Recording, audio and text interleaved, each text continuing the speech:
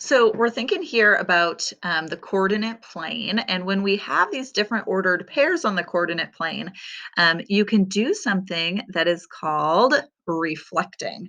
So if you think about a mirror, right, and you look in a mirror, you see your own reflection, right?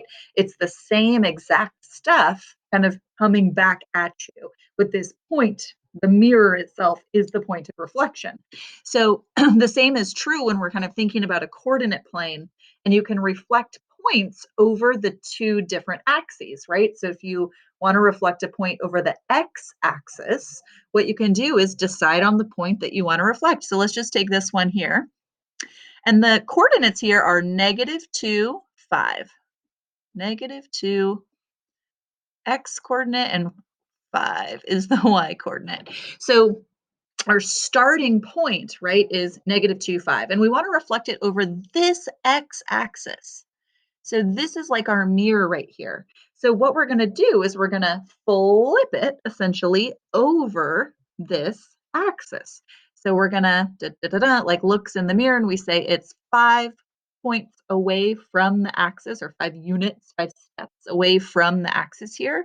And so we're going to do the same amount of units away from the x-axis, just in the opposite direction.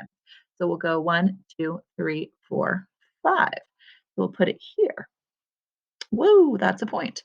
So we are now at -2. And now we're not at +5, but we're at -5. So what you can see is when you're reflecting over the x-axis, what happens is you keep the x coordinate the same, right? That part doesn't change. You still traveled away from your origin, the same distance, right? But what's changing is the y-axis. Okay, so we're going up, we're on the x-axis, we're kind of flipping over, over it, right? So our y-axis is or our y-coordinate is the thing that is changing. So we can think about that and say, to reflect a point over the x-axis, you're going to use the same, here we go, the same x-coordinate, but the opposite, clickety-doo-dah, here we go, the opposite y-coordinate, okay?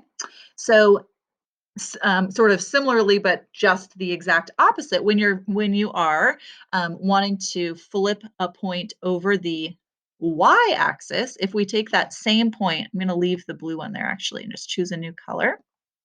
So let's choose green. So now we want to take the same point, -2, 5, and we're going to flip it over the y-axis. Okay, so our mirror has shifted, right? So now we're looking this way.